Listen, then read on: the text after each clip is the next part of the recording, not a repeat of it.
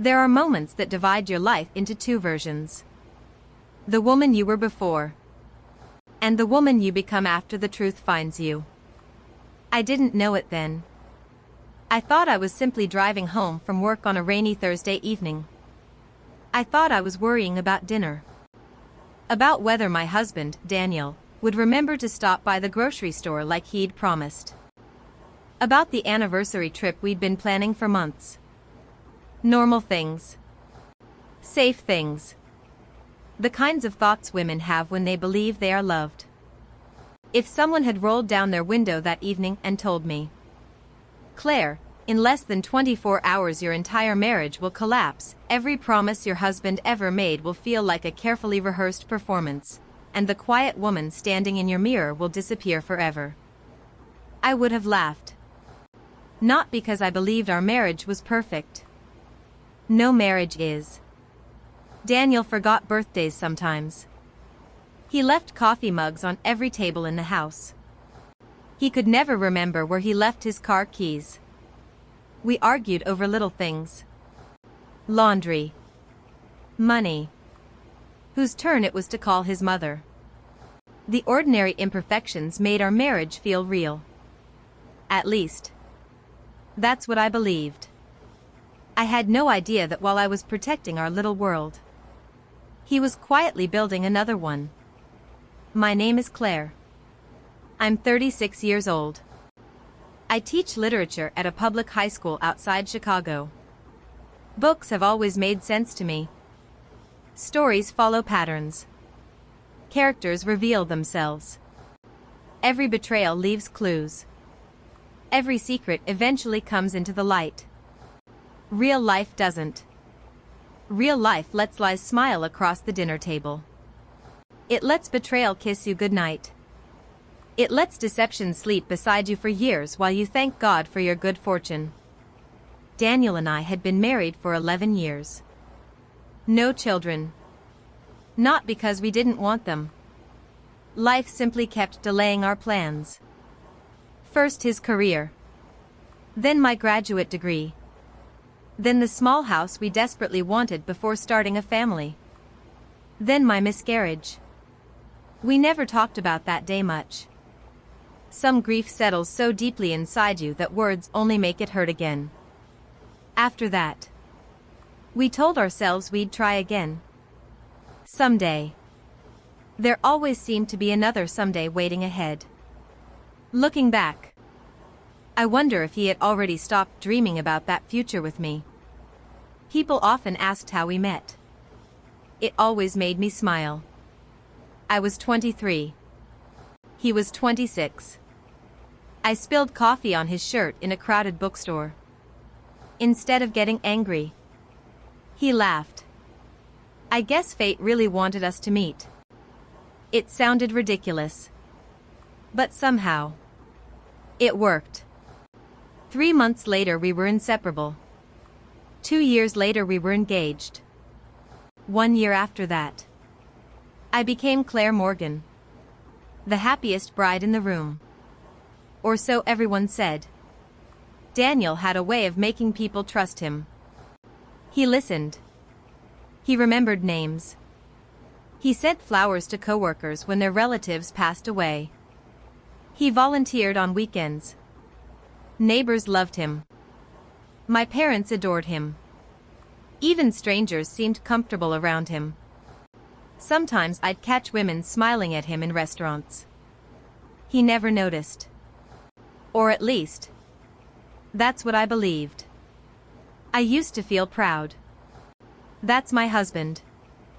Funny how confidence can become embarrassment overnight. Our house wasn't large. Just a quiet 2-story home with white siding and blue shutters. The porch swing creaked every time the wind picked up. Daniel promised every spring that he'd fix it. Every spring he forgot. The flower beds were my responsibility. His was mowing the lawn. On Sunday mornings we'd drink coffee outside while the neighborhood slowly woke up. Those mornings became my favorite memories. Simple. Peaceful. Safe. Safety is a strange thing. You don't notice it until it's gone. That Thursday started like every other weekday. The alarm rang at 6. Daniel groaned dramatically. You know, he mumbled into his pillow, someone should invent Mondays that happen on Thursdays instead. I laughed. That makes absolutely no sense. It does if I'm still half asleep. I kissed his forehead before climbing out of bed. His hair stuck up in every direction. He looked ridiculous. Beautiful. Comfortable. Mine. Sometimes I replay that morning over and over. Searching for something. Anything. A look. A hesitation. A guilty expression. But memory has a cruel habit. Once you know the ending, every ordinary moment starts pretending it was a warning. School was exhausting. Final exams were approaching. Students suddenly remembered assignments they'd ignored for months. By 4 o'clock I felt emotionally drained. Daniel texted me around lunch. Love you. Don't forget we're meeting the Johnsons Saturday. I replied with a heart emoji. Nothing unusual. Nothing suspicious. Just another conversation between a husband and wife. Looking back now, that message makes me sick. Because while he typed love you, someone else probably believed those same words belonged to her. The rain started just before I left work. Heavy. Gray. The kind that turns highways into endless mirrors.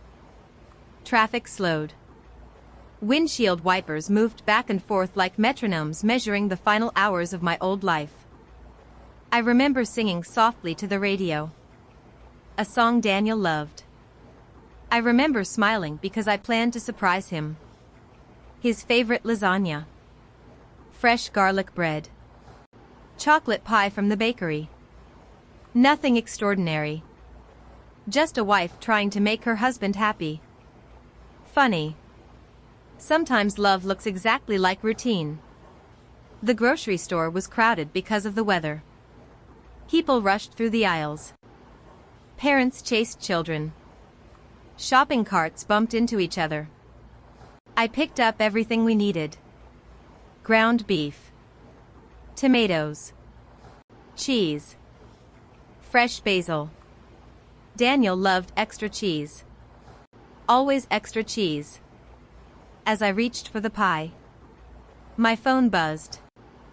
It was Daniel. I'll be late tonight, he said. His voice sounded rushed. We had an emergency meeting. Oh. I'm sorry. It's okay. I'll make it up to you. You don't have to. I want to. I love you. I love you too. Those were the last honest words I believed from him. Driving home alone, I remember feeling disappointed. Nothing more. People work late. Meetings happen. Life gets busy. Marriage teaches patience. At least, that's what I told myself. When I pulled into the driveway, his car wasn't there. Expected. The porch light glowed softly through the rain. The house looked warm. Welcoming. Completely unaware it was about to become a museum of broken promises. Inside, everything smelled like home. I changed into comfortable clothes. Turned on soft music. Started preparing dinner. Chopped onions. Minced garlic. Boiled pasta. Simple motions. Comforting motions. Every now and then I'd glance at the clock. 7:15. 7:40. 8:10. No Daniel. I texted him.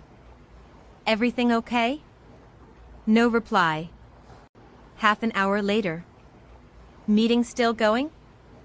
Nothing. That wasn't like him. Daniel always answered. Always. The tiny knot in my stomach tightened. Not fear. Not yet. Just concern. Around 9. His phone finally lit up. Sorry. Meeting ran long.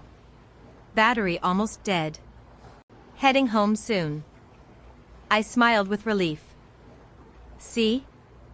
There was an explanation. There always is. Until there isn't. He walked through the front door at 10. Rain soaked his jacket. His tie hung loosely around his neck. He looked exhausted. I'm so sorry. He hugged me tightly. Too tightly. I hate these surprise meetings.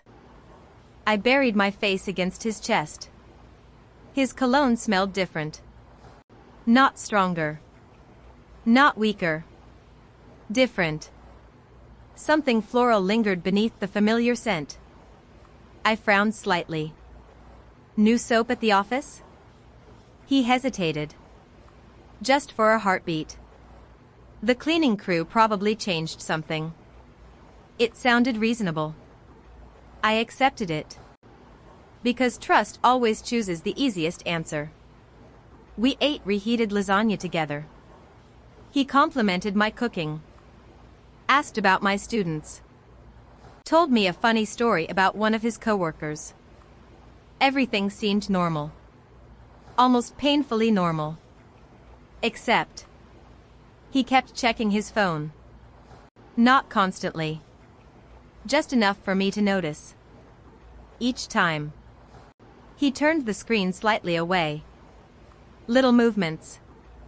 Invisible unless you loved someone enough to recognize every habit. I noticed. Then ignored it. Love has a remarkable ability to silence intuition. That night. I couldn't sleep. Rain tapped softly against the bedroom windows. Daniel slept beside me. Peacefully. At least he appeared to. I stared into the darkness, wondering why I felt so unsettled. No evidence. No reason. Just a quiet feeling that something invisible had entered our home. Something cold. Something patient. Waiting. I almost reached for his phone on the nightstand. Almost. Then I laughed at myself. What are you doing, Claire? Good wives don't spy. Good marriages need trust. So I rolled over. Closed my eyes. And unknowingly gave fate one more night to prepare its surprise. The next morning. Everything still looked ordinary. Daniel kissed me goodbye before work. I'll be home early tonight. Promise? I promise. He smiled. Walked out the front door. Got into his car. And drove away. I stood at the kitchen window holding my coffee. Watching until his car disappeared around the corner. I had absolutely no idea that before the sun went down, I would learn that promises can be spoken with a perfectly straight face. That loyalty can become a performance. And that the woman I trusted most wasn't the only one sharing my husband's heart. Because later that afternoon, one unexpected phone call would send me to a place I had never planned to visit. A place where one unopened hotel room door would change my life forever. There is a strange silence that comes before your life changes forever. Not the silence of an empty room. Not the silence of midnight. It's the silence where everything around you keeps moving, while your own world is about to stop. I didn't know that Friday morning would become the day I remembered more clearly than my wedding. More clearly than the day Daniel proposed. More clearly than the day we signed the papers for our first home. Pain has a way of sharpening memory. Every word. Every face. Every second. Even now, years later, I can still hear the sound of my classroom clock ticking. My students were unusually quiet. Final exams always did that. the loudest teenagers suddenly became serious. The room smelled faintly of sharpened pencils and coffee from the teacher's lounge down the hall. I walked between desks, answering questions, smiling whenever someone looked nervous. To them, I was simply Mrs. Morgan, the literature teacher who believed every story carried a lesson.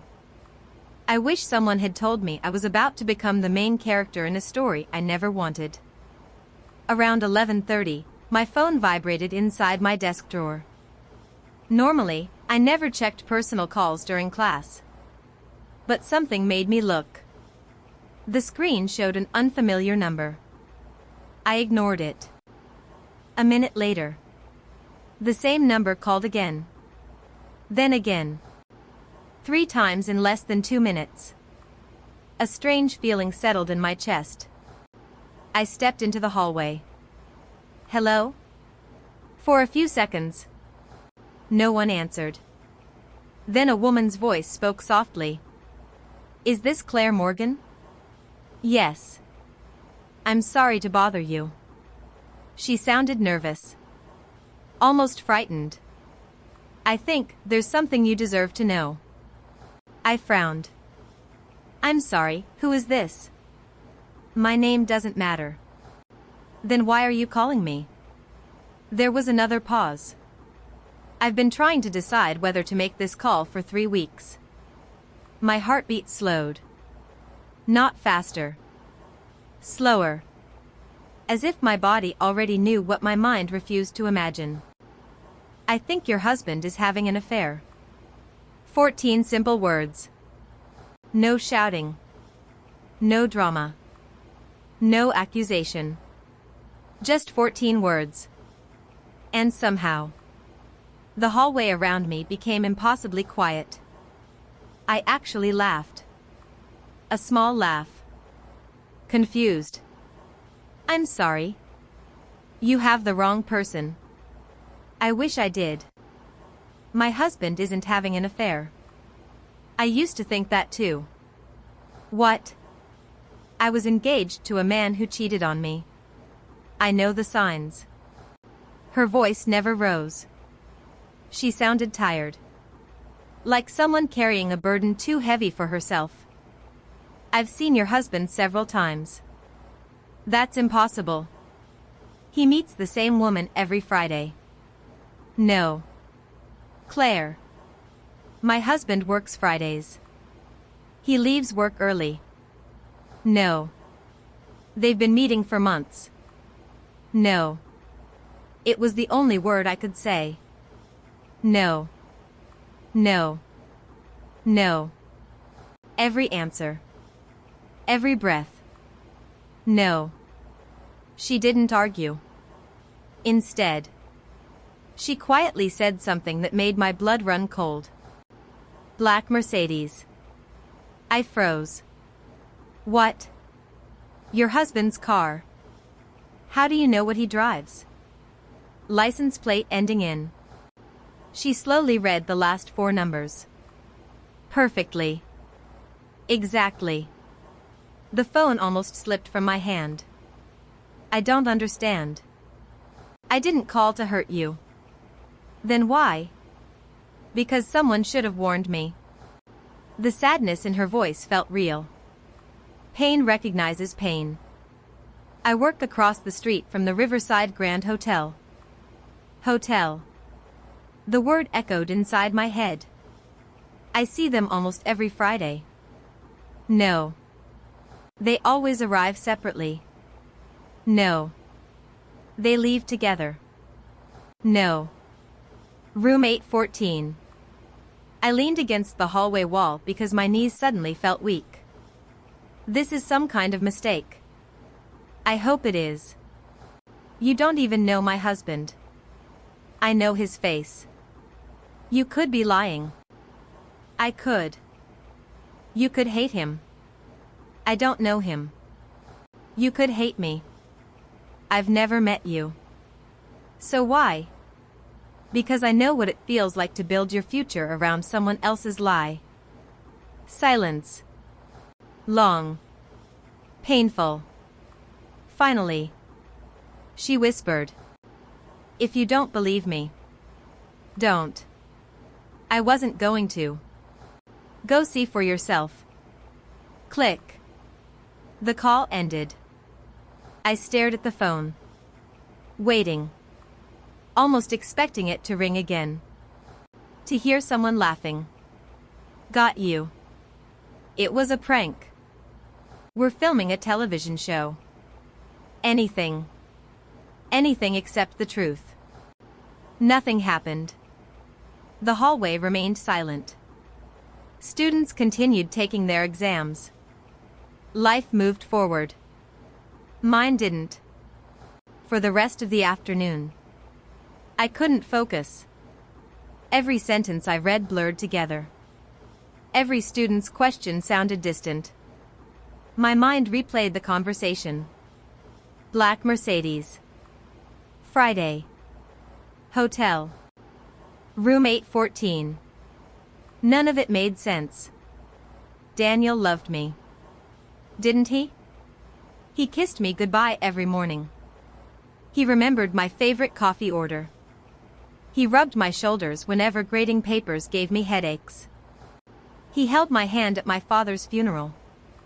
People who love you don't secretly meet other women. Do they?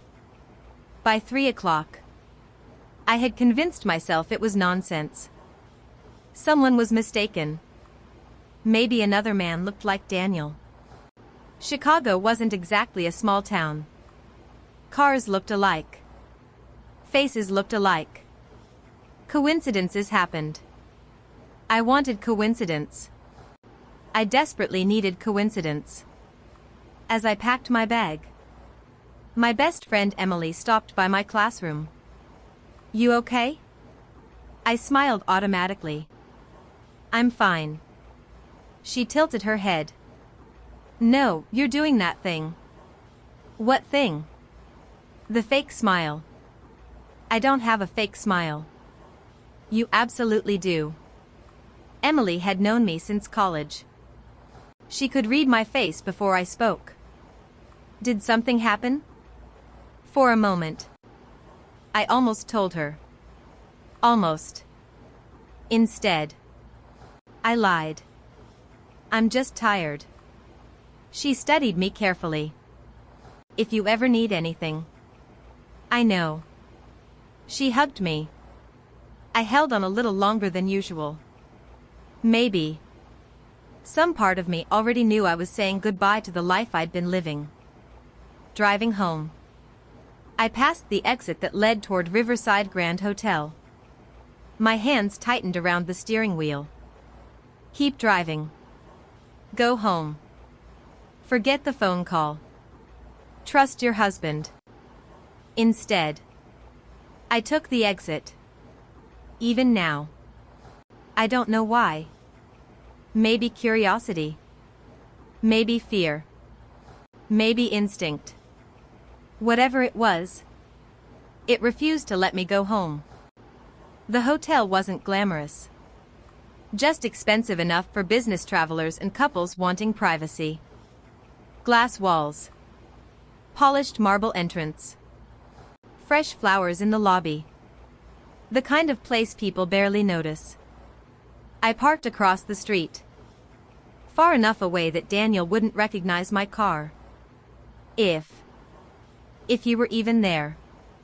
I kept repeating those two words. If. 4:22.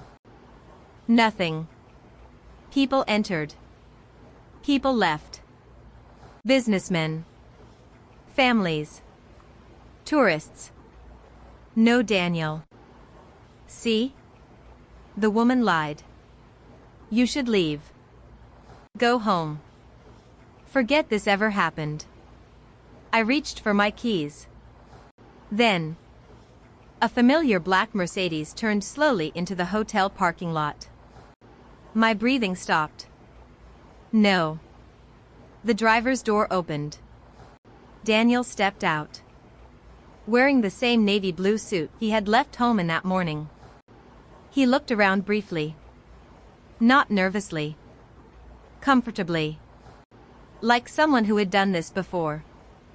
Maybe he had a meeting. Maybe the company rented conference rooms. Maybe. Then another car pulled in. A silver SUV. A woman stepped out. She looked about 30. Elegant. Dark brown hair. Cream-colored coat. She smiled. Daniel smiled back. Not politely. Warmly. The way he used to smile at me. I watched them walk toward each other. He reached out. Not for a handshake. Not for a business greeting. His hand gently touched the small of her back. A gesture so natural. So practiced. That I felt something inside me quietly break. Not loudly. Not dramatically. Like glass cracking beneath water.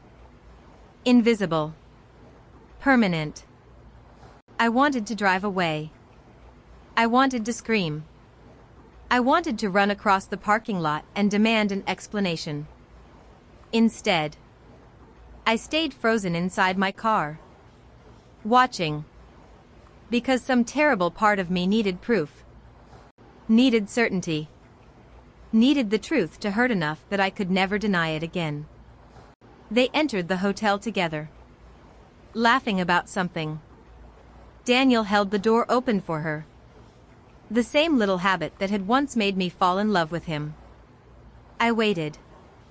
5 minutes. 10. 15. Finally, I got out of the car. My legs barely felt like they belonged to me. Each step toward the entrance felt unreal. Like walking through someone else's nightmare. Inside, the lobby smelled of fresh lilies. Soft piano music played through hidden speakers. The receptionist smiled politely. Good afternoon. I forced myself to smile back. Hi. My voice sounded strange. Like someone else's. I'm meeting someone. Of course. She returned to her computer. I glanced toward the elevators. Closed. Silent. Somewhere above me, Daniel was with another woman. The thought refused to fit inside my mind. It was too large. Too impossible. Then I remembered. Room 814.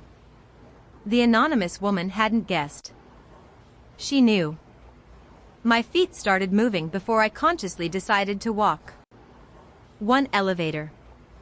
8 floors. A quiet hallway. Thick carpet that absorbed every sound. Room numbers. And finally, I stood outside the door.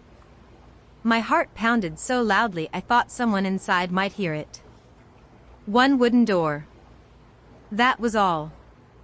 1 door separated me from the truth. I raised my hand. Then stopped. What if I was wrong? What if there was an innocent explanation?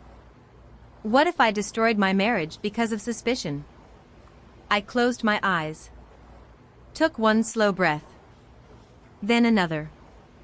Finally, I curled my fingers into a fist. And knocked. There are sounds your heart never forgets.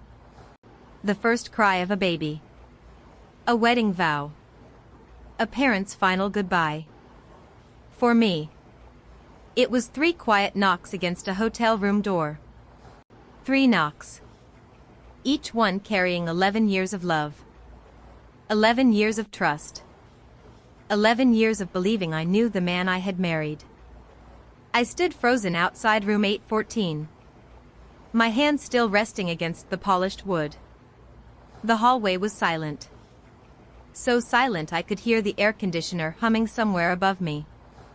For a second, nothing happened. Maybe they weren't inside. Maybe the woman on the phone had been wrong. Maybe Daniel had booked the room for a client. Maybe. The door handle moved. It opened only a few inches. The first face I saw wasn't Daniel's. It was hers. The woman from the parking lot. Up close, she looked even younger than I had thought. Maybe 30. Perfect makeup. Soft brown eyes. She wore a simple white sweater and dark jeans. Not glamorous. Not flashy. Just comfortable. Comfortable enough to be inside a hotel room with my husband. She smiled politely. "Can I help you?" For a moment. I couldn't speak. I just stared at her. She had no idea who I was. Or maybe she did. My voice cracked. "I'm looking for Daniel Morgan." The smile slowly disappeared from her face. A tiny wrinkle formed between her eyebrows. "I'm sorry.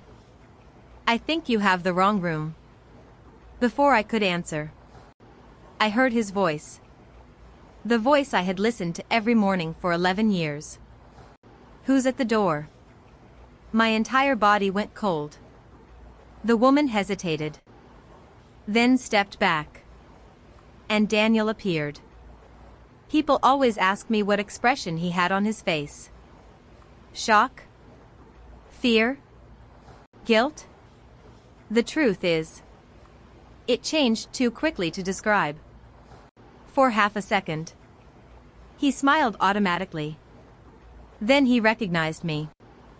The color drained from his face. His mouth opened slightly. But no words came out. It was as if someone had stolen every sentence he had ever known. Claire. Just my name. Barely a whisper. I had imagined this moment 1,000 different ways in the years that followed. In none of those versions did I feel angry. I felt empty. Like someone had quietly removed every emotion from inside me. Neither of us moved. The woman looked from him to me, then back again.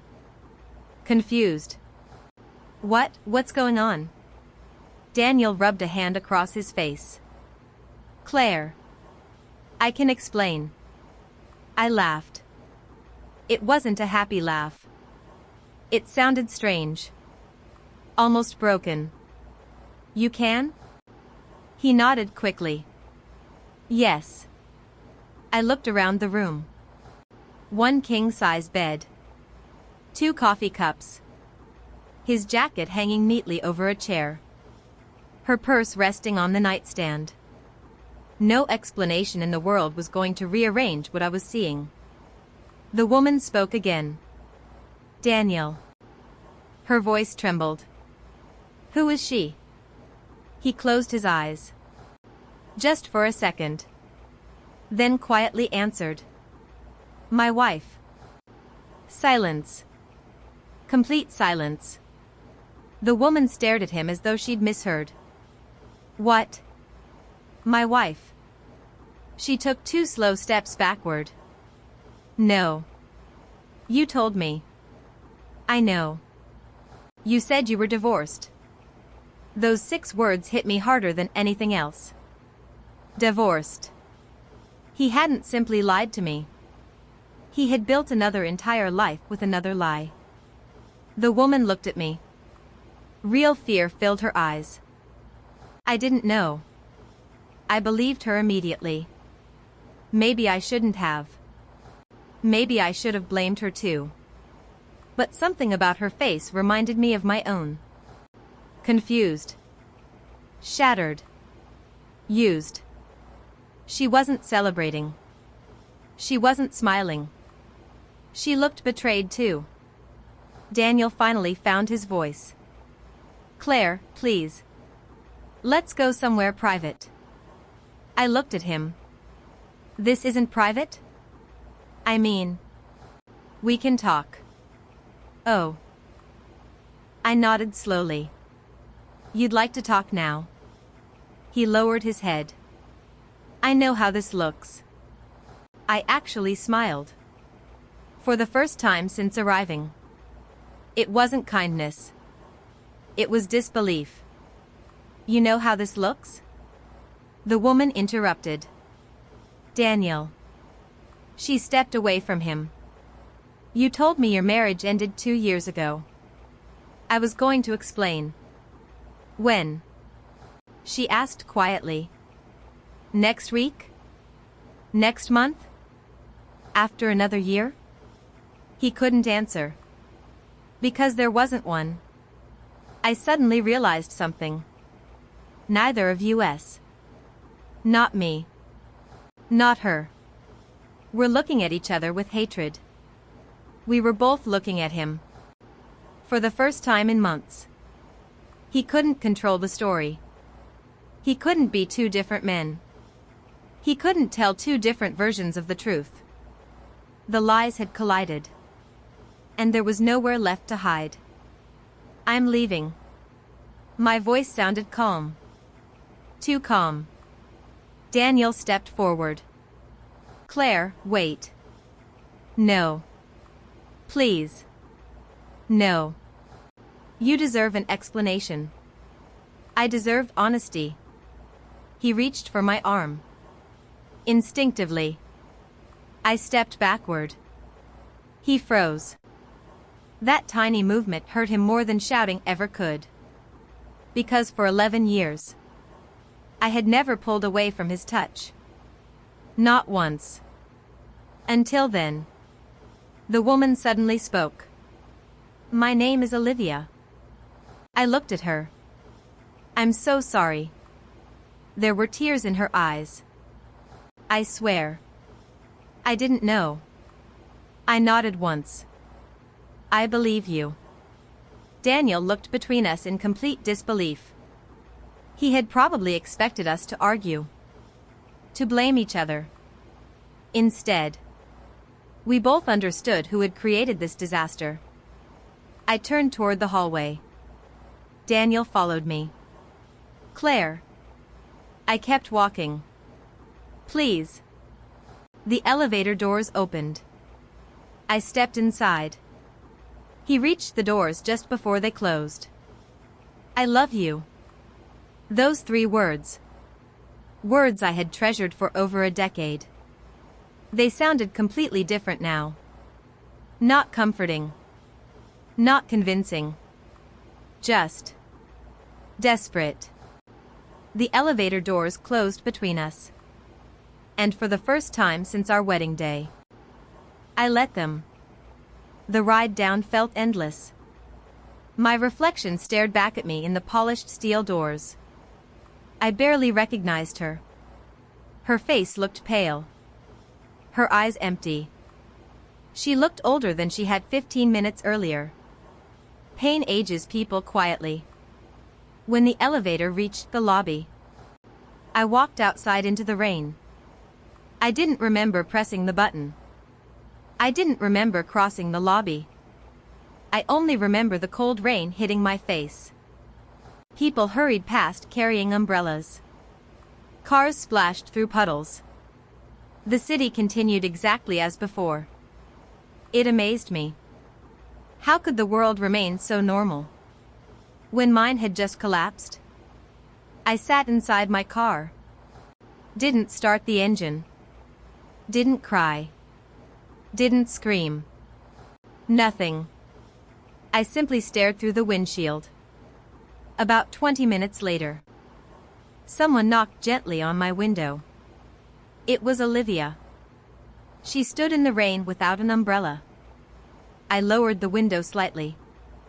I'm leaving. She held out something. A small leather notebook. He forgot this. I looked at it. Daniel's planner. The one he carried everywhere. He doesn't deserve for me to protect him anymore. She placed it carefully through the window. I hope someday. She stopped herself. Then quietly said, I'm sorry we met this way. She walked away before I could answer. I looked down at the planner. It was worn around the edges. The same planner I'd bought him for Christmas. I almost left it on the passenger seat. Almost. Then curiosity won. I opened it. At first, it looked ordinary. Meetings, appointments, business lunches, deadlines. Then, I noticed something strange. Several Fridays had only one handwritten letter. L. Just L. Every Friday. For nearly 8 months. My hands started shaking. I flipped toward the back. A folded receipt slipped onto my lap. A jewelry store. 3 weeks earlier. Diamond earrings. Nearly $3,000. I frowned. I had never received diamond earrings. I searched my memory. No birthday. No anniversary. No special occasion. Then another receipt. Weekend spa reservation. 2 guests. Not me. Another one. A beachfront restaurant. 2 dinners. Not me. The planner wasn't simply recording an affair. It was recording an entirely different relationship. One I had never known existed. Then, my phone rang. Daniel. I watched it ring. Once. Twice. 3 times. Finally, I answered. His voice was shaking. Claire. Please come home. I am going home. We need to talk. No. You have to let me explain. I've spent 11 years listening to you. I know. Now it's my turn to think. There was silence. Then he whispered. I'm begging you. I closed my eyes. So was I. What? I was begging too. When? Every time I trusted you. I ended the call. The drive home felt longer than it ever had. Every traffic light. Every familiar street. Every memory attached to them now felt different. The coffee shop where we'd had our first date. The park where he proposed. The bakery where we ordered our wedding cake. It was as if someone had quietly painted over every happy memory with a darker color. I still remembered the joy. But now, I could also see the lie hiding behind it. When I pulled into our driveway, Daniel's car wasn't there yet. The house stood exactly as I had left it that morning. Our porch swing moved gently in the evening breeze. I unlocked the front door, stepped inside, and looked around. Family photographs covered the hallway. Vacation pictures. Christmas mornings. Birthday dinners. 11 years of smiling faces. I walked to the largest wedding photo hanging above the fireplace. In it, Daniel was looking at me with such love that anyone would have believed it was forever. I reached up, lifted the frame from the wall, and quietly placed it face down on the floor. Not because I hated the memory, but because I could no longer bear having a lie watching me from my own living room. That was the moment I finally understood. The woman who had walked into that hotel believing her marriage could still be saved was gone. And the woman who walked back into her house was someone my husband had never met before. There is something cruel about walking into your own home after discovering a betrayal. Nothing changes. The furniture is still where you left it. The curtains still move gently in the breeze. Your favorite coffee mug is still sitting beside the sink. Everything looks exactly the same. Except, nothing is the same anymore. That evening, I stood alone in our living room, surrounded by 11 years of memories. Our wedding photographs. Vacation souvenirs. The blanket we bought during our honeymoon in Vermont. The bookshelf Daniel had spent an entire weekend building because I had joked that my novels deserved a better home. Every object whispered the same question. Was any of it real? I didn't cry. Not yet. People imagine betrayal as one dramatic explosion of emotion. It isn't. Not at first. At first. It's disbelief. Your mind becomes a lawyer, desperately defending the person who just hurt you. Maybe there's an explanation. Maybe I misunderstood. Maybe he made one terrible mistake. Maybe. The word maybe is dangerous. It gives lies a place to hide. I walked into our bedroom. His side of the closet looked exactly as always. Blue shirts. Gray suits. Black dress shoes lined up perfectly. The watch I bought him on our 10th anniversary rested on the dresser. He had worn that watch almost every day. Including today. Including while he was with Olivia. That thought hit me harder than I expected. Because it meant he hadn't separated the two lives. He carried pieces of me into his life with her. I slowly sat on the edge of the bed. The silence felt enormous. For years, this room had been my safest place. Now it felt unfamiliar. Like I had accidentally walked into someone else's house. I looked at the framed picture on Daniel's nightstand. It was from our trip to Maine. The wind had tangled my hair, and Daniel was laughing as he tried to fix it. I remembered that afternoon perfectly. He had looked at me and said, "No matter where life takes us, home will always be wherever you're standing." I picked up the frame. My hands trembled. How many times did you say things like that? While planning Fridays with someone else? Around 7:30. I heard a car pull into the driveway. Daniel. For a brief second, my heart reacted before my mind did. It remembered the old routine. He was home. Then reality returned. No. The man coming through that door wasn't the husband I thought I knew. He was a stranger wearing Daniel's face. The front door opened quietly. He stepped inside.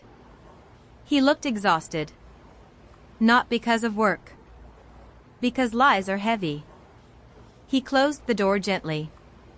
Almost as if he were afraid loud noises might break whatever was left between us. "Claire?" I didn't answer. I was standing by the living room window with my back to him. He took a slow breath. "I'm home." His voice cracked. Home. The word sounded almost ironic now. He walked into the living room and stopped. His eyes immediately found the empty space above the fireplace. Our wedding picture was gone. Then he noticed it. Leaning face down against the wall. He stared at it for several seconds. Finally, he whispered, "You took it down." I nodded. It didn't belong there anymore. His shoulders dropped. As though those words hurt more than anything he'd seen all day. "Can we talk?" I turned toward him.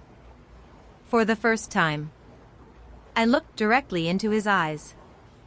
The same blue eyes I had trusted for 11 years. They looked tired. Red. Filled with regret. Or maybe fear. At that moment, I couldn't tell the difference. "You have 5 minutes." He blinked. "What?" "You've had months to lie." I glanced at the clock. "You have 5 minutes to tell the truth." He swallowed hard. "It started as friendship." Of course. That's how every story begins. Friendship.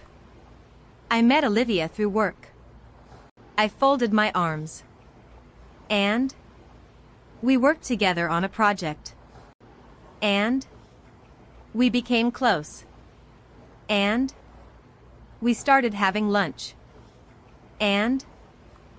He looked away. It got complicated.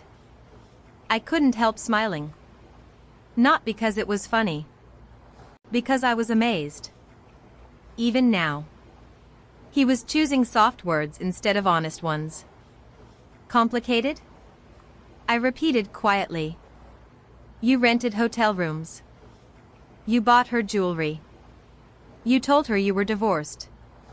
Which part of that feels complicated? His mouth opened. Then closed again. He had no answer. Finally. He sat down. His face buried in his hands. I never meant to hurt you. That sentence. I think every betrayed spouse hears some version of it. I walked slowly toward him. You didn't mean to hurt me? He nodded without looking up. I never wanted this. I laughed softly. No, Daniel. You wanted everything. He looked up. You wanted a wife. You wanted another woman. You wanted a comfortable home. You wanted excitement. You wanted honesty from both of us, while giving neither of us the truth. Silence. He rubbed his forehead. I made mistakes. No. I interrupted gently. A mistake is forgetting our anniversary. A mistake is burning dinner. A mistake is taking the wrong highway. I looked directly at him. What you did was a decision. Repeated every Friday. He flinched. That tiny reaction told me more than words ever could. He wasn't shocked that I knew. He was shocked by how much I knew. How long? I asked. He hesitated. Claire. How long? His voice barely rose above a whisper. 8 months. 8 months. 32 Fridays. Hundreds of lies. Thousands of moments where I believed he was somewhere else. 8 months. The number echoed through my mind. Long enough to become a habit. Long enough to celebrate birthdays. Long enough to memorize someone's favorite coffee. Long enough to destroy a marriage. I sat across from him. Suddenly. I wasn't angry anymore. I was curious. Not because I wanted him back. Because I wanted to understand how someone changes so completely. When did you stop loving me? He looked horrified. I never stopped. I stared at him. Then quietly said, That's the saddest thing you've said all day. He frowned. I mean it. I loved you. Loved? He corrected himself quickly. Love. I shook my head. No. You loved the life I gave you. The stability. The home. The woman who washed your shirts. The woman who remembered your mother's birthday. The woman who believed every word you said. His eyes filled with tears. But love doesn't need a hotel room every Friday. For several moments, neither of us spoke. The clock ticked loudly in the background. Outside, rain tapped softly against the windows. It reminded me of the night before. The night I had made his favorite lasagna while he was already slipping further away. How innocent the first had been.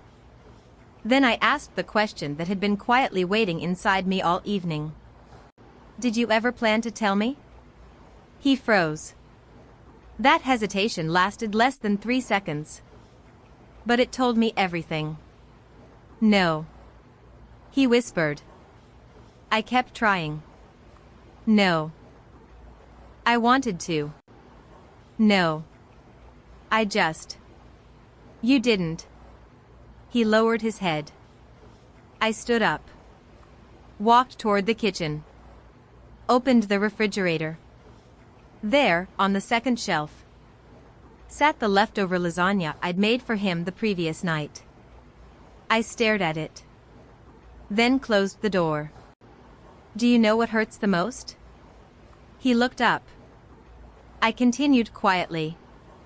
It isn't the affair. His eyes widened. It isn't even the lies. He frowned. It's knowing. I spent 8 months loving someone who had already started saying goodbye. He started crying. Real tears. Not dramatic. Not loud. Just silent tears running down his face. Years earlier, seeing him cry would have shattered me. That night, I simply watched. Because grief doesn't erase accountability. His phone buzzed on the coffee table. Neither of us moved. The screen lit up. One name appeared. Olivia. He stared at it. Then at me. Slowly. He picked up the phone. Without answering it, he turned it off completely. I ended it. He whispered. I told her everything after you left. I nodded. Good. He looked surprised. Not because it changes anything, I said calmly. But because she deserved the truth too. He wiped his eyes. I'll do anything. I'll quit my job. I'll go to therapy. I'll spend the rest of my life making this right. I believed he meant every word.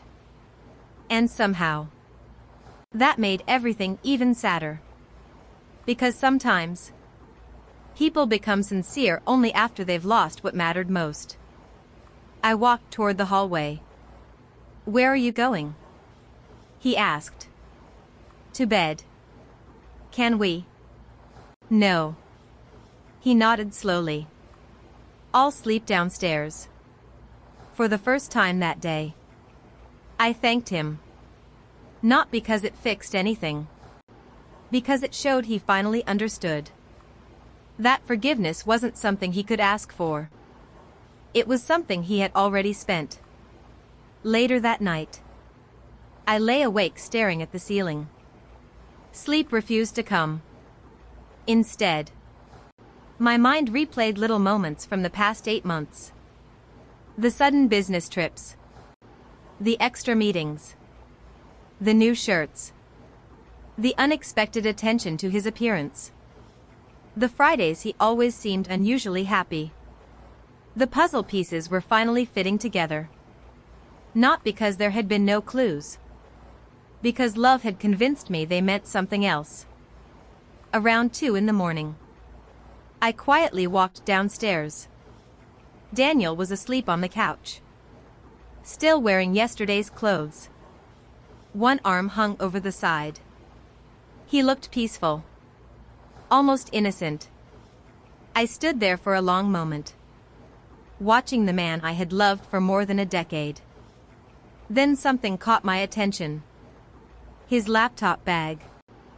Resting beside the sofa. Half unzipped. I had never looked through his things before. Not once. But tonight, I realized something. Trust had died.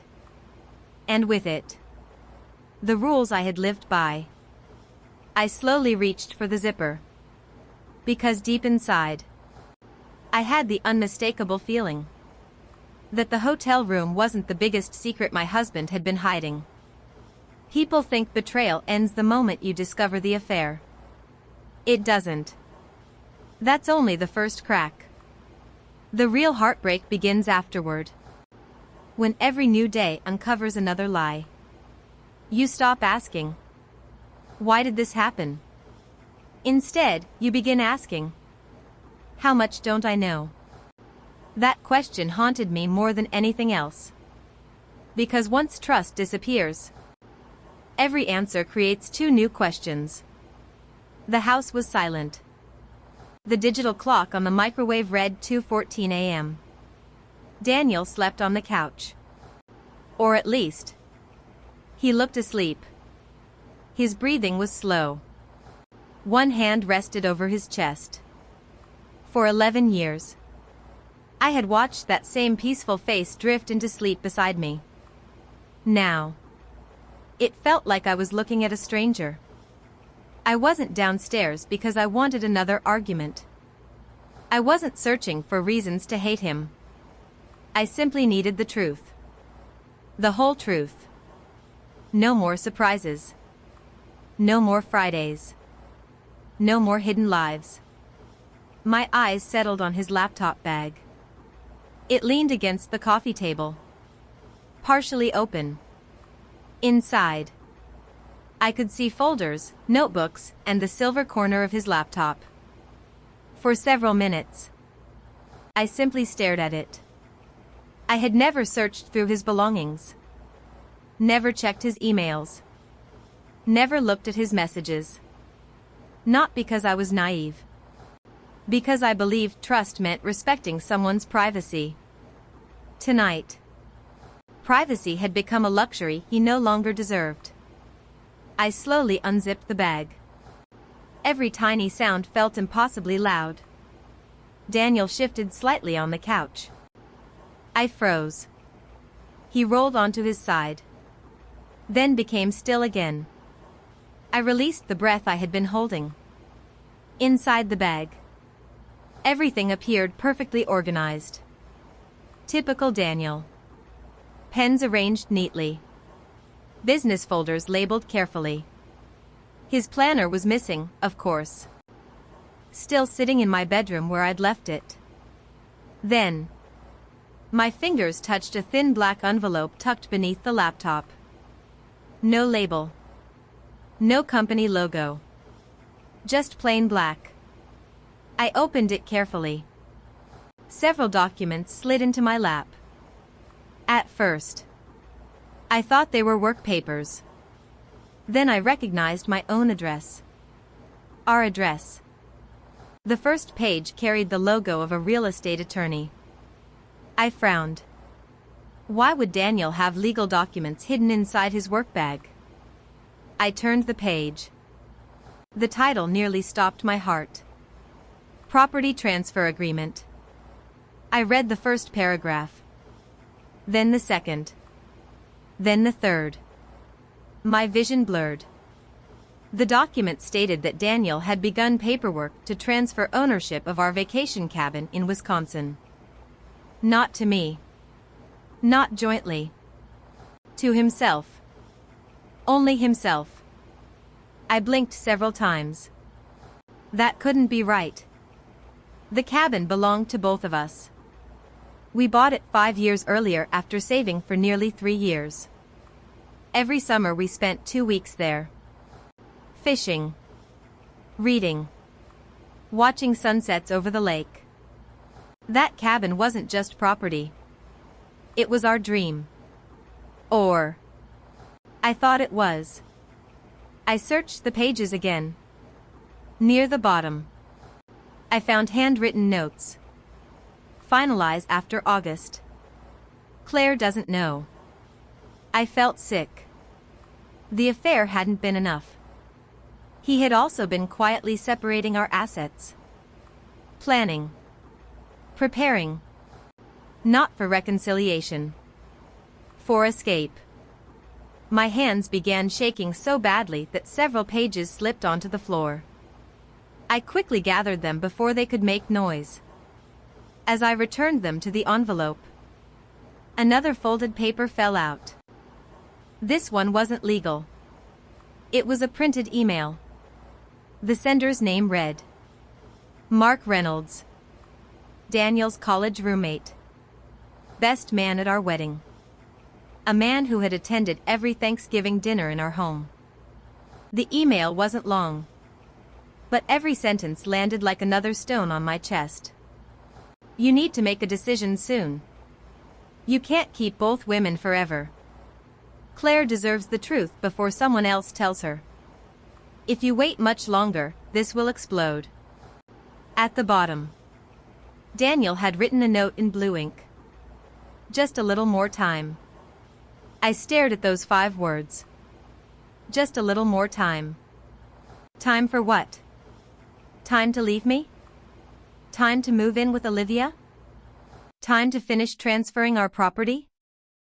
Time to make sure I received the smallest possible piece of the life we'd built together?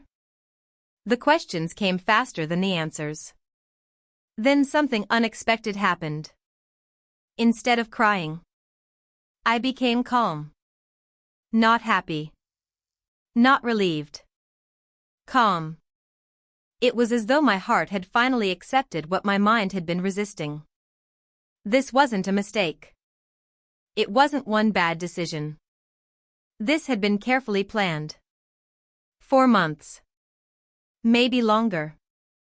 I quietly returned everything exactly as I'd found it. Every paper. Every folder. Every pen. If Daniel noticed I'd looked, he would hide everything else. No. He couldn't know. Not yet. I carried the black envelope upstairs. Not because I wanted to keep it. Because I needed copies. Evidence. A word I had never imagined using about my own husband. I quietly scanned every document into my computer. Each page appeared on the screen. Cold. Official. Real. When I finished, I placed everything back inside the envelope. Then returned downstairs. Daniel hadn't moved.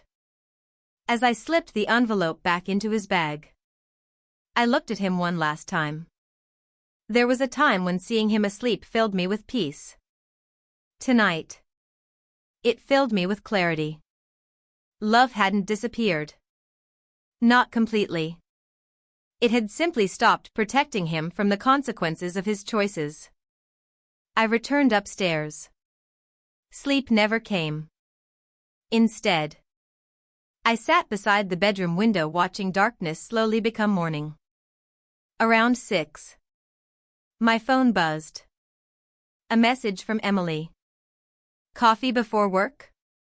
Normally, I would have said yes immediately.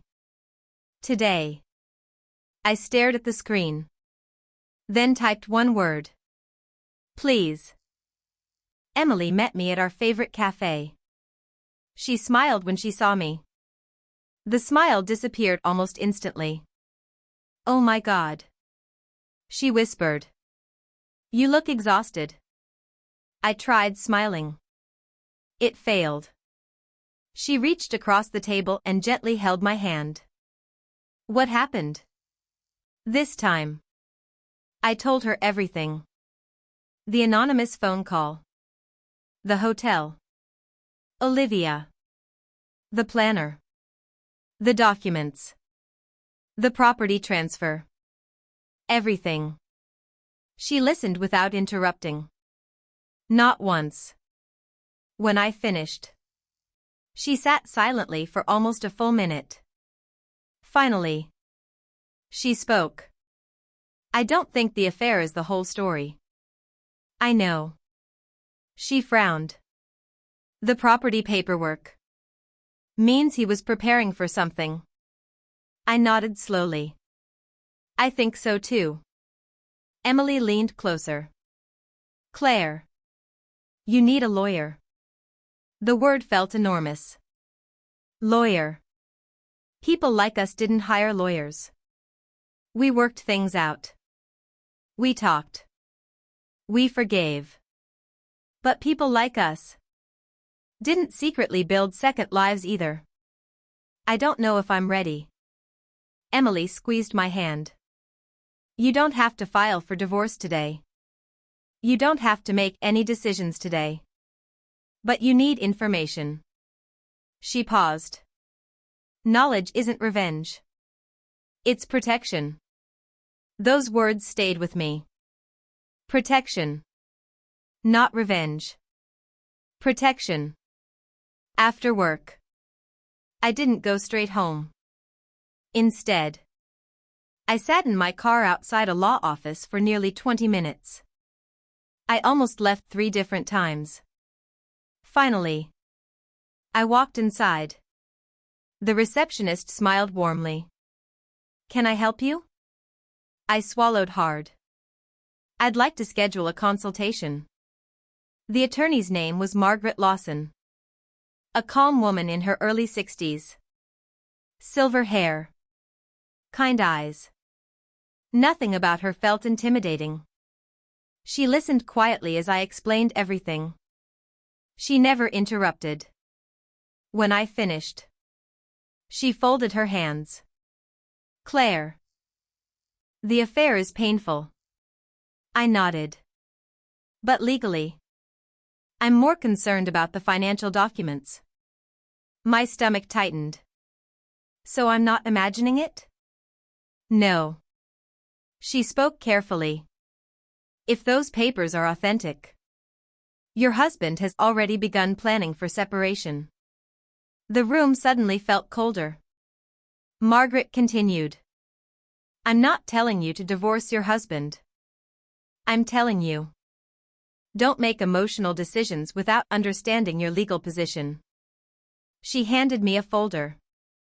From this moment forward, make copies of everything.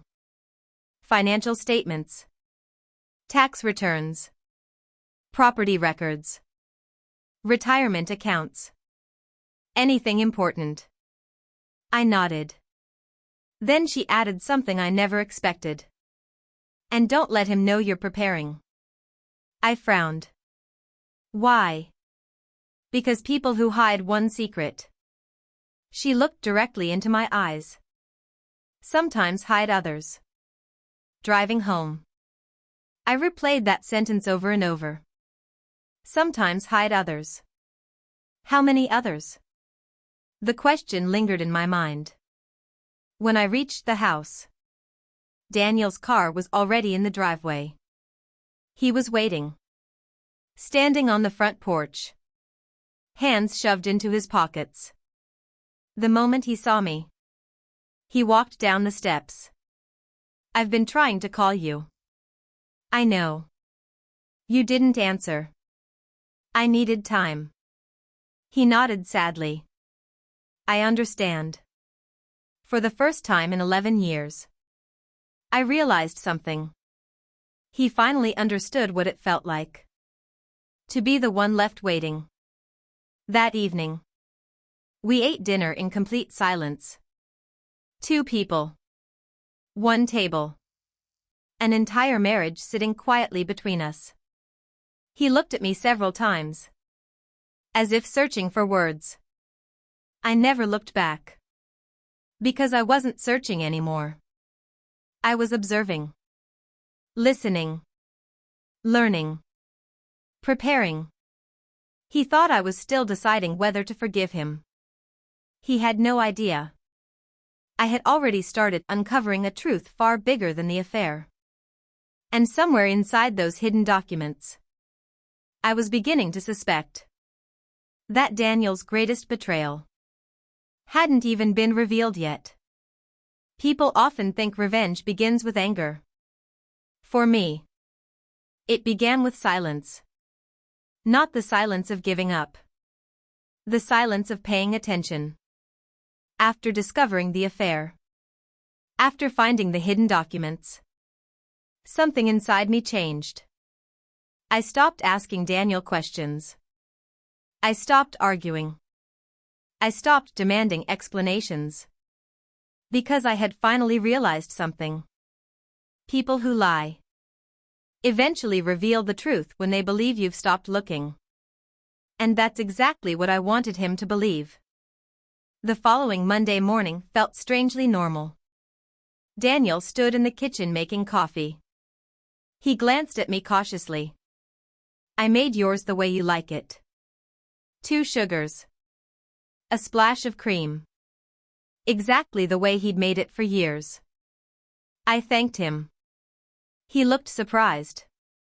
Not because I'd thanked him. Because I'd spoken without anger. He mistook my calmness for forgiveness.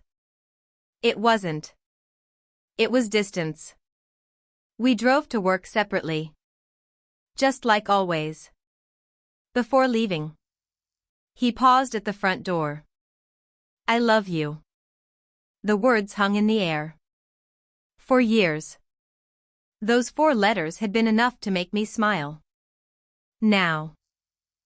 They felt empty. Not because love had never existed, but because words lose their meaning when actions spend months contradicting them. I simply nodded. He waited for a response. None came. Then he quietly left. The house felt lighter after he was gone. Not happier. Just quieter. I walked through every room slowly, looking at our home with different eyes. It amazed me how much I had overlooked. A second phone charger in his office. Receipts tucked inside books. A locked desk drawer I'd never noticed before.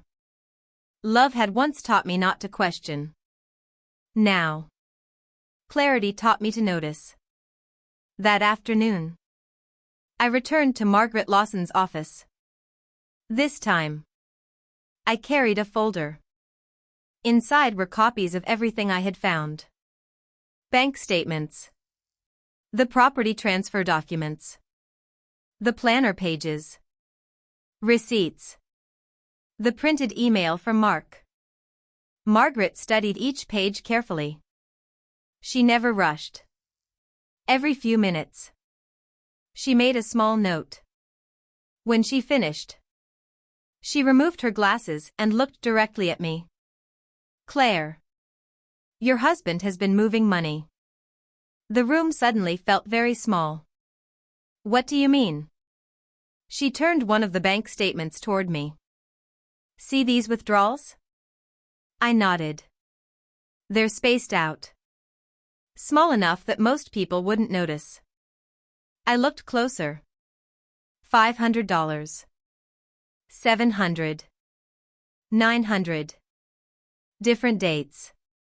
Different branches. Different amounts. Individually, they looked ordinary.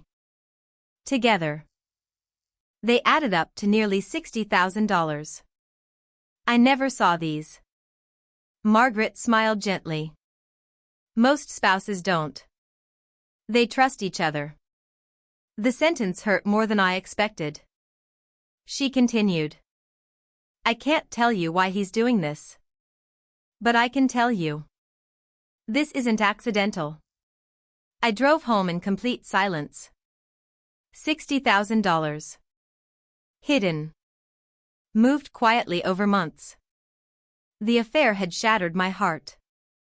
The money told me something even more frightening. Daniel hadn't been living two emotional lives. He had been building two futures. That evening, I decided to test something. Nothing dramatic. Just one simple question. We were eating dinner when I casually asked, have we ever talked about updating our savings account? He barely looked up. No. You know me. I never touch our savings. He smiled. We're in great shape. I smiled back. I know. It was the easiest lie I'd ever accepted. Because I already knew it wasn't true.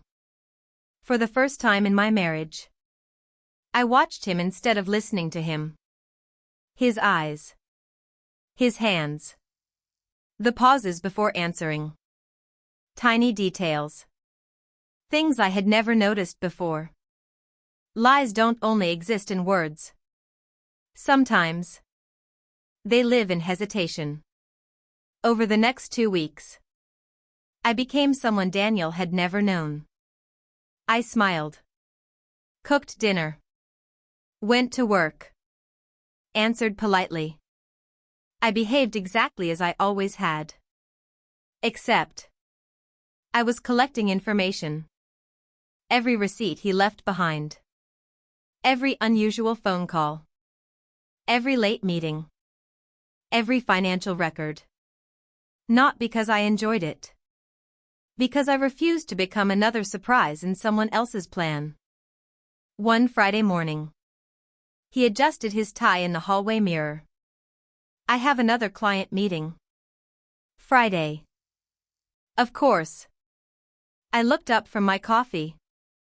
Long one? He hesitated. Probably. I nodded. Drive safely. He kissed my forehead. Then left. The front door closed. I waited exactly 30 seconds. Then I picked up my keys. I wasn't following him because I wanted another confrontation. I already knew about Olivia. This time, I wanted answers. Daniel drove across town. Not toward the Riverside Grand Hotel. Instead, he pulled into the parking lot of a modern office building. I parked several cars away. He entered through the front doors. Curious. I waited. 10 minutes later, another man arrived. I recognized him immediately. Mark. His college roommate. The same man who had emailed him. The same man who had stood beside him at our wedding. The same man who had toasted our marriage while secretly knowing it was falling apart. They walked into a nearby cafe together. I couldn't hear them, but I could see them through the large windows. They spoke seriously. Daniel looked frustrated. Mark shook his head several times.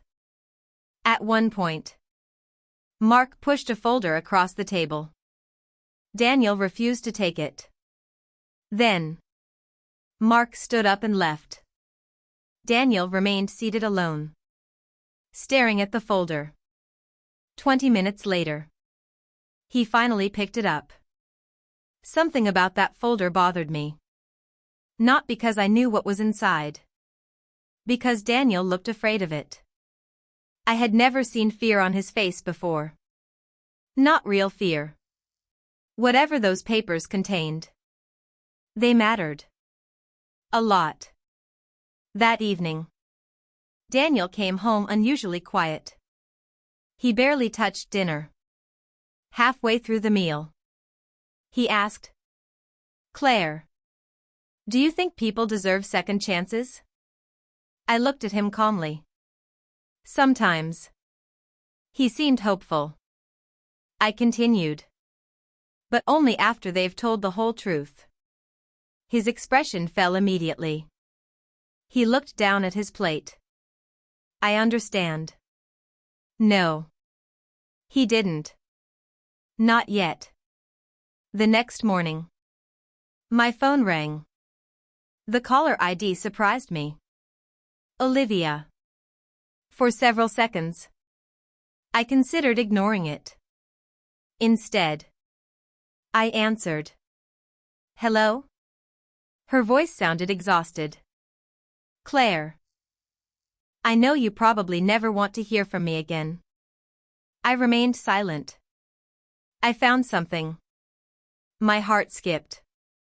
What? It isn't about us. It's about Daniel. We agreed to meet at a quiet park that afternoon. She arrived carrying a small envelope. She looked completely different from the confident woman I'd first seen outside the hotel. No makeup. Hair tied back. Dark circles beneath her eyes. Pain had visited her too. I'm sorry, she said again. I know saying it doesn't change anything. It doesn't. I answered honestly. But I believe you. She nodded gratefully. Then handed me the envelope. I found these after I left his apartment. I frowned. My apartment? She looked confused. He rented one. Everything inside me froze. What? She stared at me. You didn't know? I slowly shook my head. She covered her mouth. Oh my God. I thought after the hotel. Everything was already out. With trembling hands, I opened the envelope.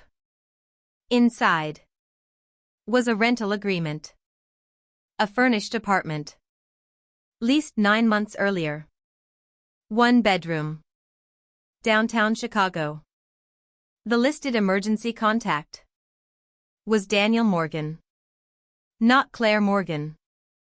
Just Daniel. My husband hadn't only rented hotel rooms. He had rented an entire apartment.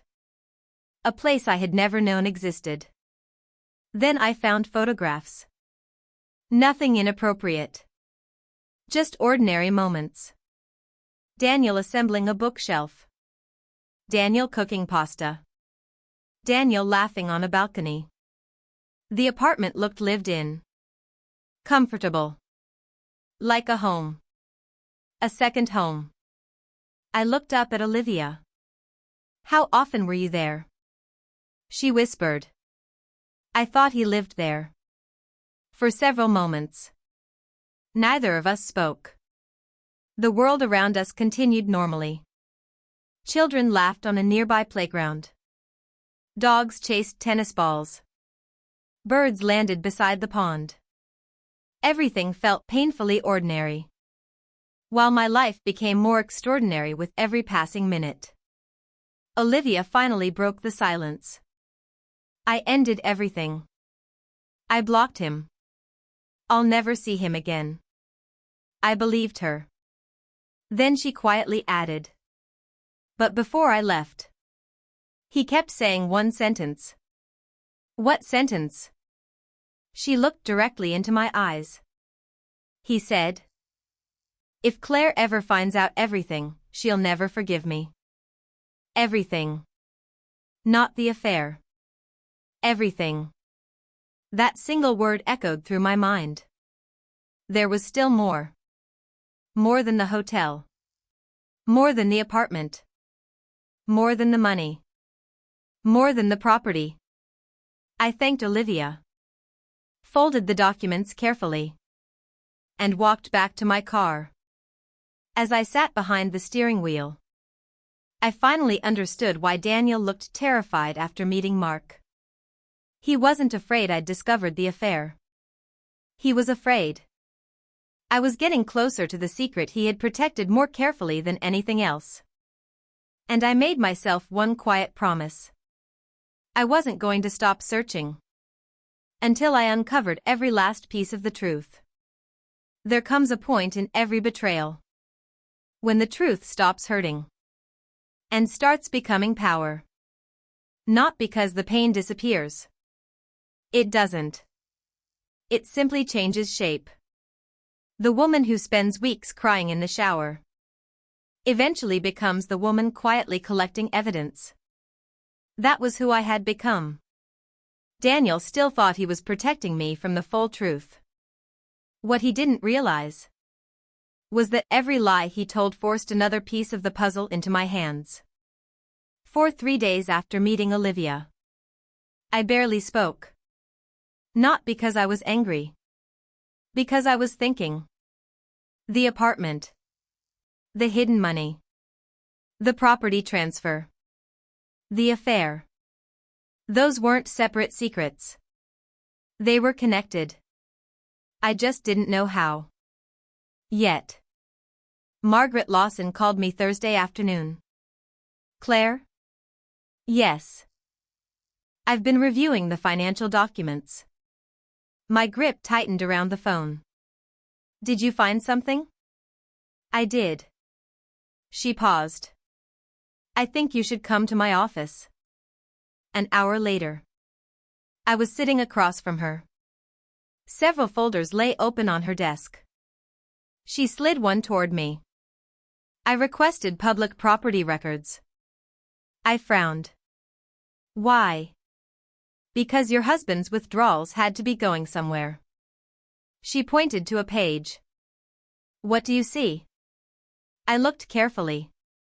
At first, nothing stood out. Then I noticed a familiar address. The downtown apartment. Margaret nodded. The apartment isn't rented anymore. It was purchased. I stared at her. What? It was bought 6 months ago. By Daniel? She slowly shook her head. No. I frowned. Then who? She turned another page. Printed across the top was a company name. Lakeview Property Holdings, LLC. I've never heard of that company. Margaret gave me a sympathetic smile. I don't think you were supposed to. She handed me one final document. The registered owner of the company was Daniel Morgan. My husband hadn't bought the apartment in his own name. He had created an entire company to hide it. I leaned back in my chair. Suddenly, everything made sense. The cash withdrawals. The hidden paperwork. The secret meetings. The apartment. This hadn't been an emotional mistake. It had been a carefully planned second life. I just can't keep carrying this. I opened the folder. Inside were financial records, property documents, letters from accountants. Everything Margaret had suspected. And then, my name, written in Daniel's handwriting. Claire. I looked at him. What is this? I wrote it months ago.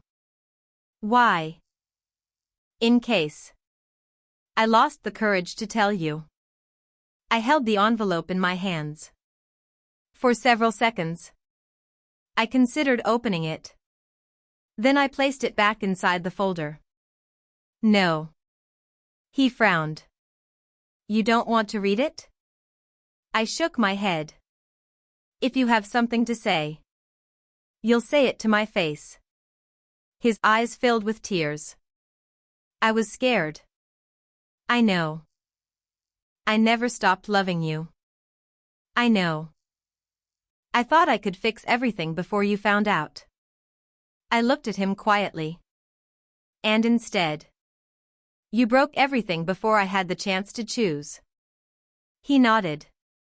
Unable to argue. Because it was true. As we prepared to leave, my phone vibrated. It was Margaret. I answered. Claire.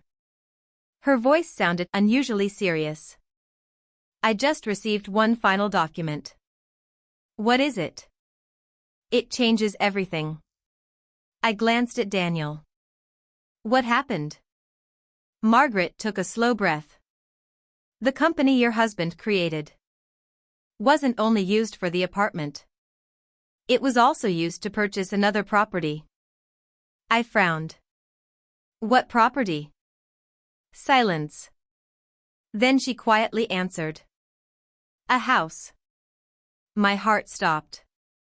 A house? Yes. She hesitated. And according to the records, it was purchased almost a year ago. I slowly looked at Daniel. His face turned completely white.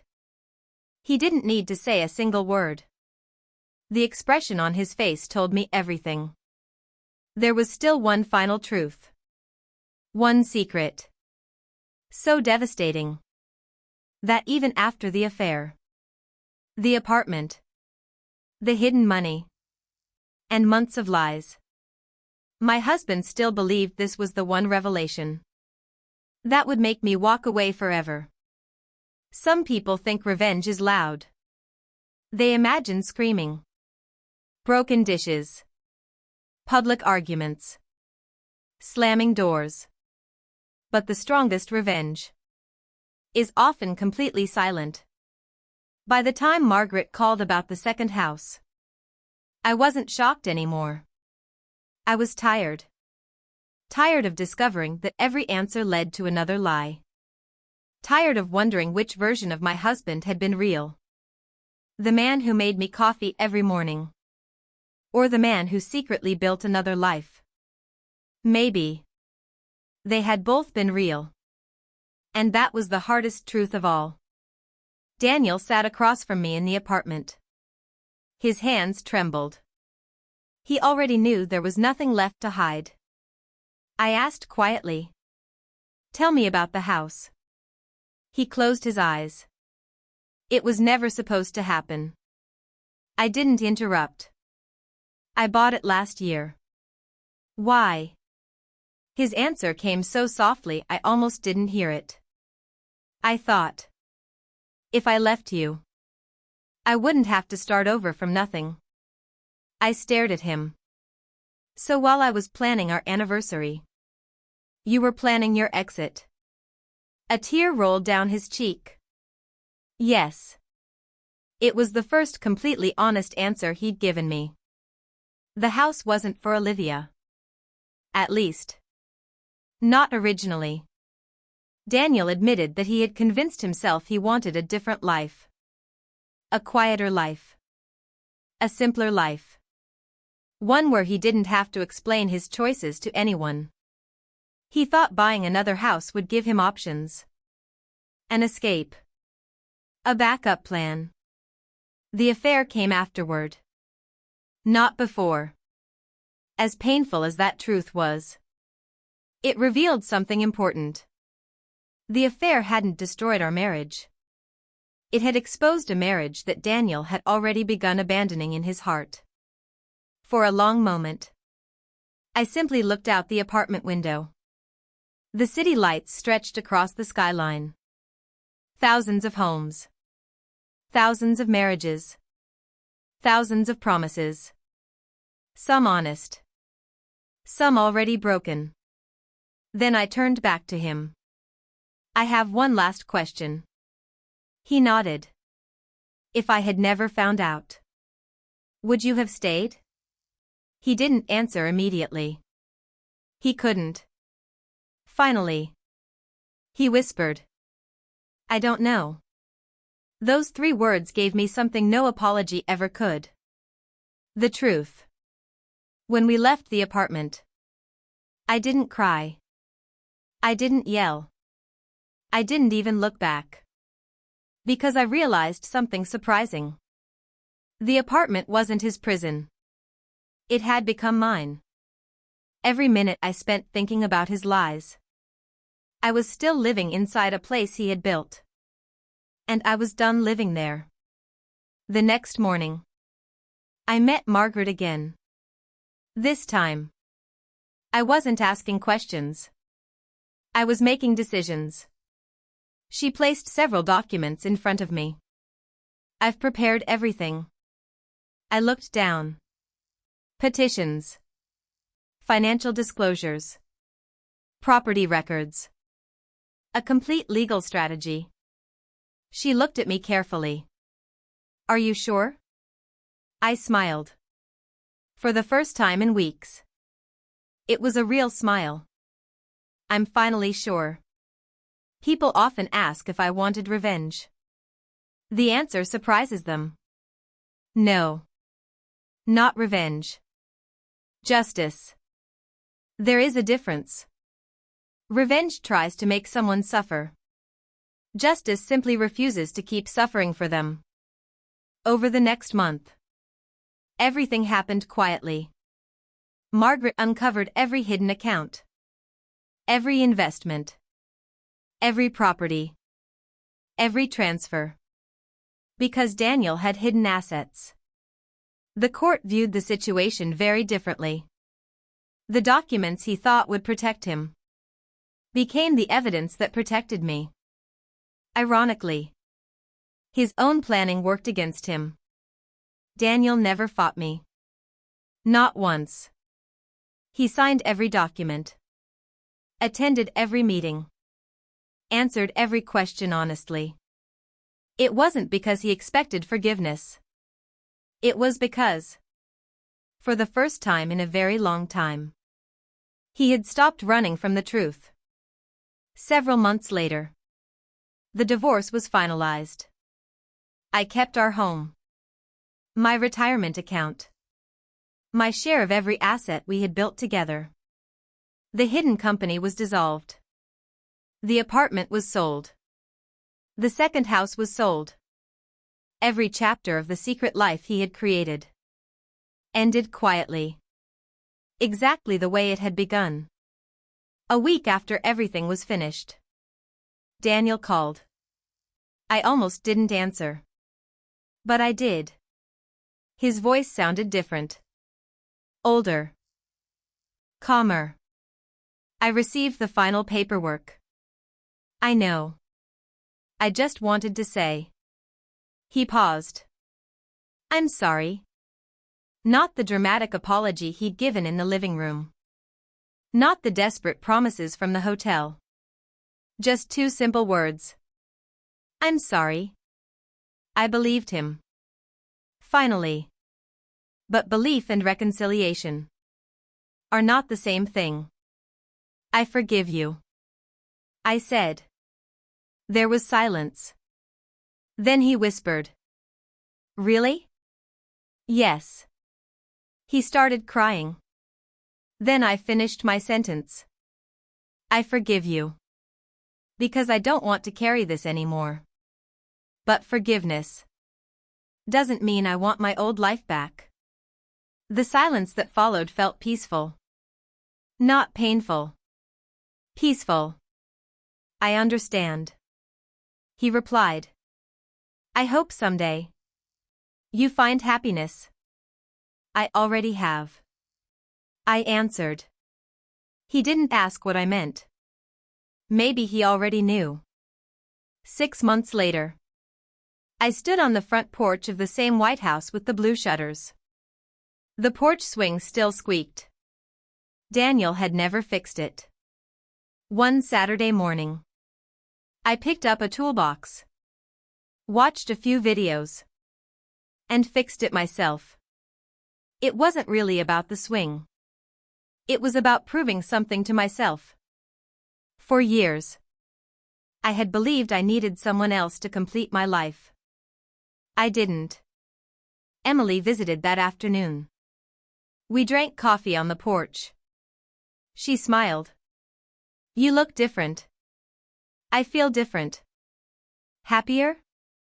I thought about it. No. She looked confused. I laughed softly. Stronger. I returned to teaching. My students never knew everything that had happened. They simply noticed that Mrs. Morgan smiled a little more, laughed a little easier. And whenever we discussed novels about betrayal, I always reminded them of one thing. The truth has strange timing. It almost never arrives when we want it. But it always changes us. One Friday afternoon, nearly a year later, I received a letter. Not from Daniel. From Olivia. Inside was a handwritten note. Thank you for believing me that day. I carried guilt I didn't deserve because someone else lied to both of us. I hope you found peace. I'm finally finding mine too. I smiled, folded the letter carefully, and placed it inside a drawer. Not as a reminder of betrayal. As a reminder that two women had refused to become enemies because of one man's deception. People still ask me what my final move was. They expect some elaborate plan. Some public humiliation. Some dramatic moment where Daniel lost everything overnight. They're always disappointed by my answer. My final move was refusing to become bitter. It was gathering the truth instead of chasing excuses. It was protecting myself instead of protecting his lies. It was choosing peace over pretending. That decision left him speechless. Not because I destroyed his life, but because I quietly walked away, taking back my dignity, my future, and every piece of myself he thought would stay broken forever. Today, when I sit on that repaired porch swing, coffee in one hand, a novel in the other, I sometimes think about the woman I used to be. The woman who believed love alone could protect a marriage. I don't judge her. She loved honestly. There is no shame in that. The shame belongs to the person who chose deception. If my story teaches anything, I hope it's this. Trust is a beautiful gift. But never confuse trust with blindness. Love someone with your whole heart. But never lose yourself trying to save someone who has already stopped protecting your heart. Because sometimes The greatest revenge isn't making the person who hurt you suffer. It's building a life so peaceful that their betrayal no longer has the power to define your future. And that was the day I finally became free.